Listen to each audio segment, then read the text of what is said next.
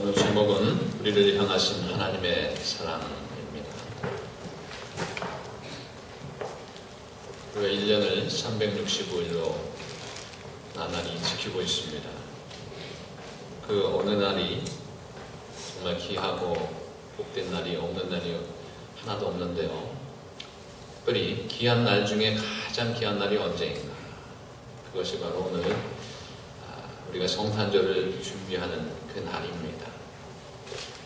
연말이 다가오면 올수록 하루하루가 아쉬움 속에 있는 것이 우리의 현실들이죠. 특별히 학생들은 방학을 기다리는데 드디어 방학이 됐어요. 짧지만 방학입니다. 또 눈을 기다리는데 눈이 안 오고 있어요. 그 기다림이 있어요. 또 어떤 분들은 크리스마스를 기다리고 선물을 무엇을 줄까, 무엇을 나눌까, 또 무엇을 받을까, 또 기다림이 있습니다. 또 어떤 분들은 정말 공부하는 학생이라면 철이 들어서 그런지 방학 동안에 공부를 더 해야 되겠다라고 하는 그런 기다림 속에 준비를 하고 있습니다. 또 중년을 넘긴 분들은 이 나날이 가는 것이 어떤 분들이 이렇게 말씀하시더라고요. 50대는 50마일로 가고 60대는 60마일로 가고 우리 권사님이 80대가 계신데 그럼 80마일로 가고 그거는 그 티켓 먹습니다. 그렇게 가시면. 근데 그렇게 간다는 것이에요. 그러나 그 시간이 가지만 그래도 이 중년 되신 분들 어르신들은요 기다리는 것이 있습니다. 그게 뭐냐면 그 연휴를 기다리고 또 만남이 있기 때문에 그 기다림이 있어요. 또 장사를 하는 분들은 이 크리스마스와 연말연시를 대목으로 잡습니다. 그래서 기다립니다.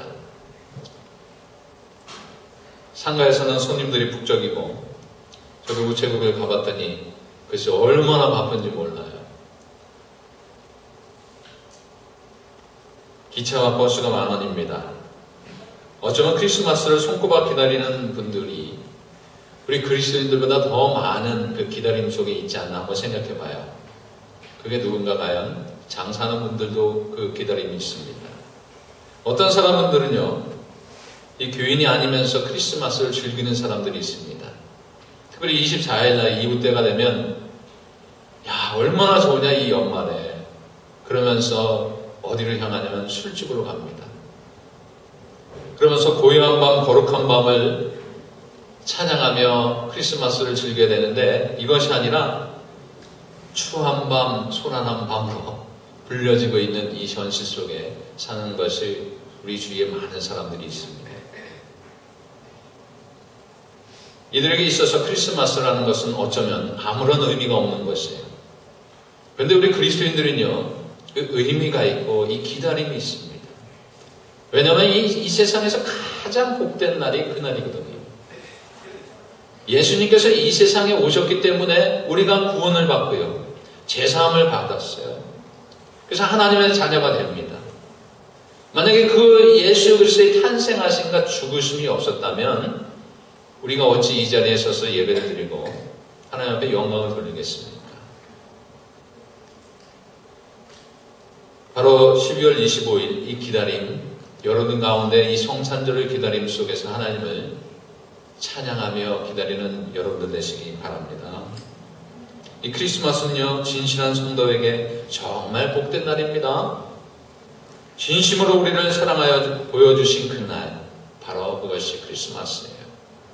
그래서 우리는 어떤 날보다도 이 믿는 성도들은 구주로 나섰다.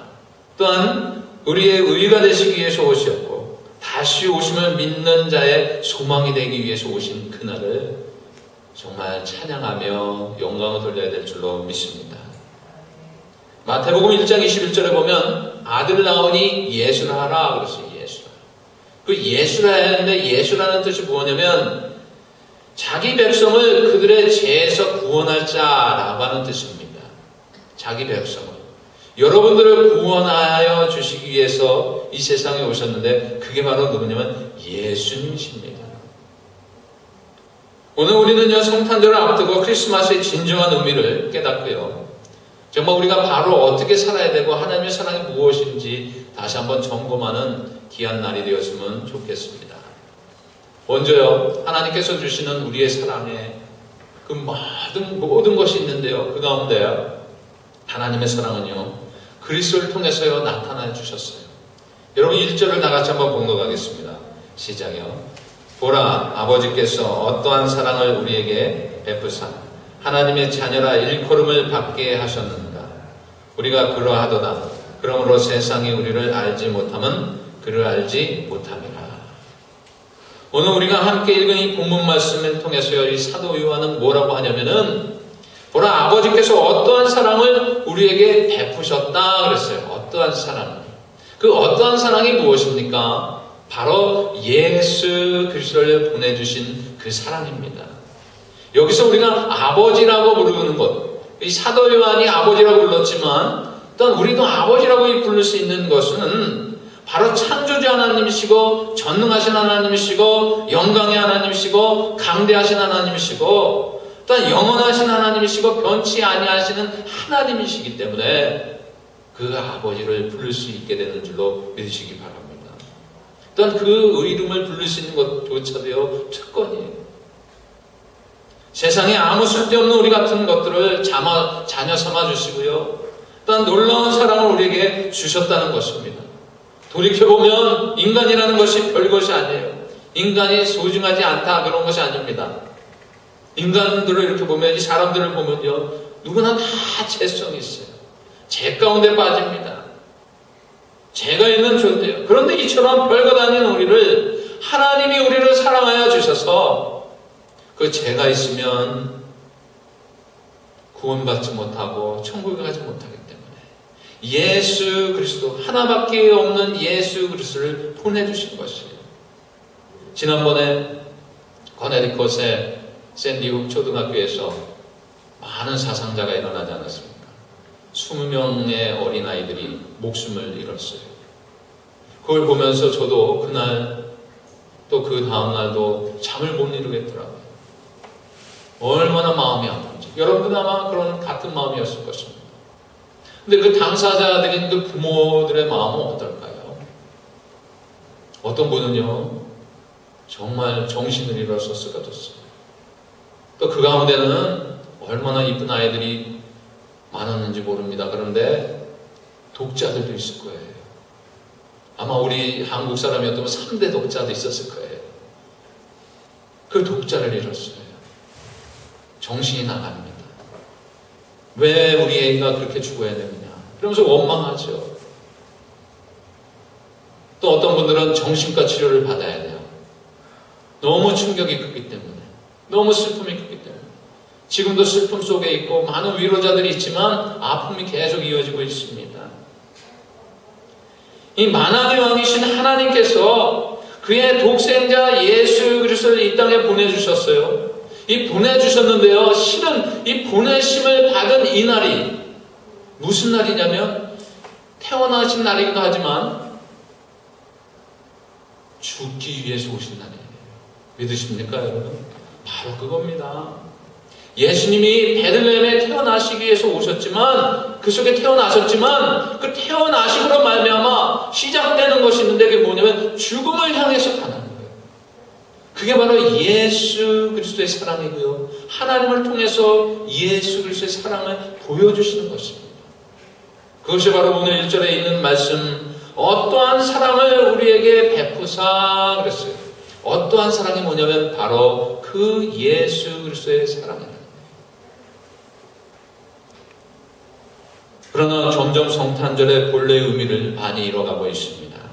화려한 조명과 그 캐롤들, 또 진정한 성탄의 정신이 점점 사라지고 찾아보기 힘들어져요. 산타클로스하고 루돌프 사슴이 주류를 이룹니다. 또 성탄과 전혀 없는 그 캐릭터들의 그런 상품들이 그 카드를 통해서 전달이 되고, 저도 그 카드를 사려고 했더니요, 예수 그리스도의 모습이 없어요. 메리 크리스마스라고 하는 그런 단어가 점점 사라지고 있어요.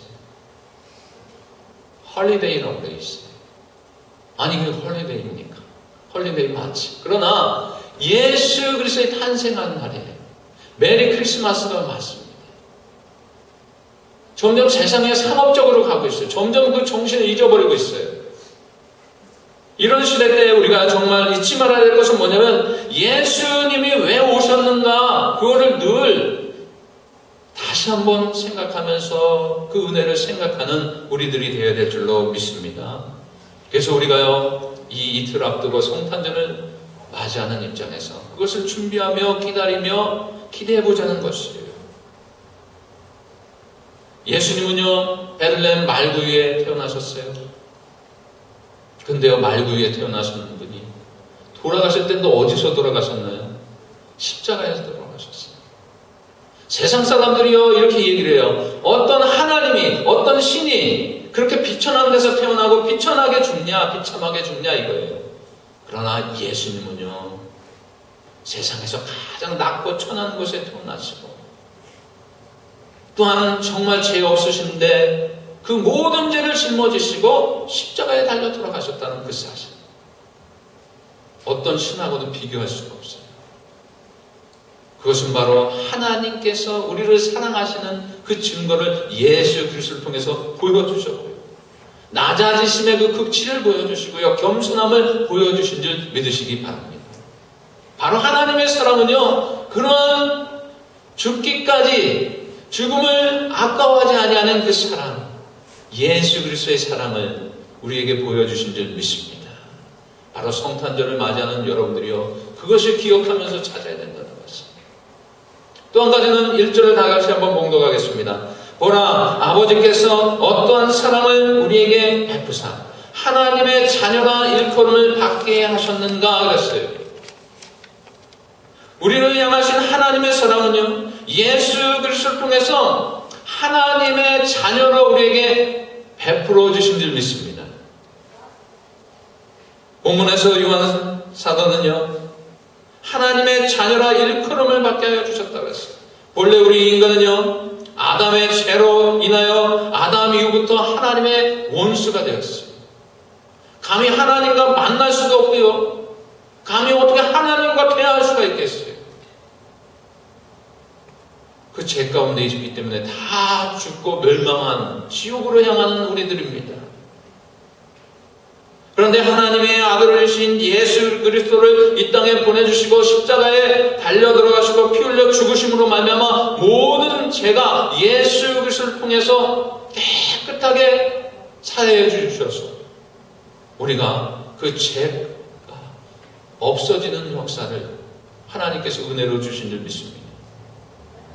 그러므로 이제 우리가 하나님의 심판 아래 있지 아니하고 원수된 자리에 있지 아니하고, 그래서 우리는 어디에 있는 것이냐면 하나님의 은혜에 있는 거예요. 바로 하나님의 은혜의 자리에 있는 것인 줄 믿으시기 바랍니다.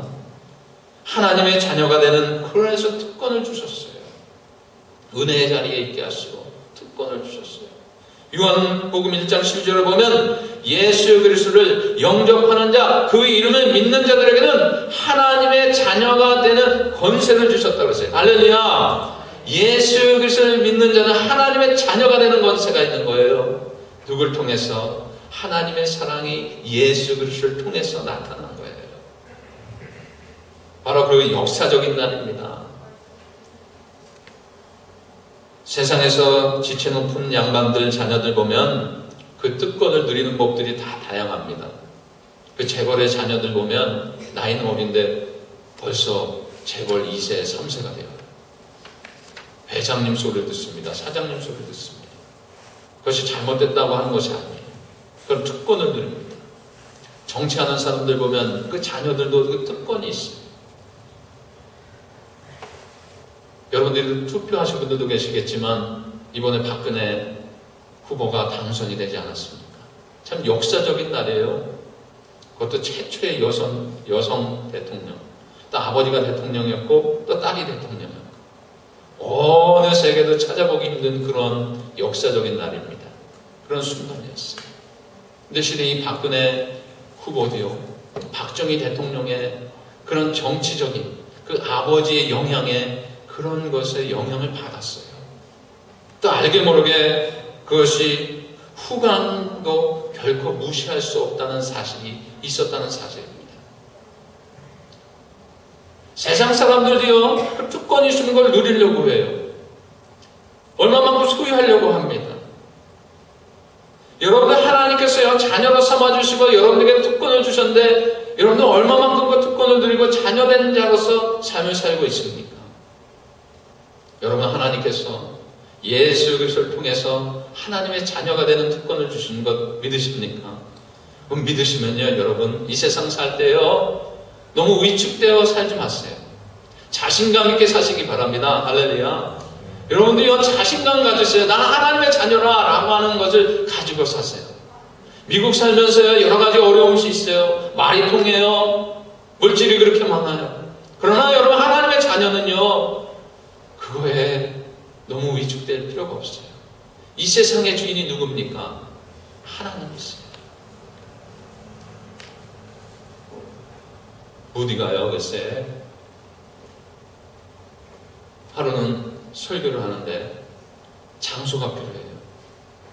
그 장소가 필요해서 묻다가 넓은 곳이 필요해서 보니까 저쪽 나야가라 폭포 쪽에 넓은 곳이 있는 거예요. 근데 허가를 받을 수가 없는 거예요.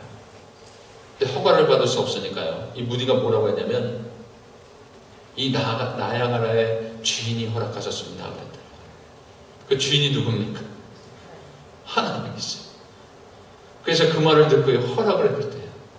아니, 과연 아버지가 누구세요? 그랬더니 하나님이세요 그랬더라고요. 이 세상의 주인이 누굽니까 여러분? 하나님이세요. 뉴욕이 힘들고 어렵지만요, 이 뉴욕의 주인이 누구예요? 하나님이세요.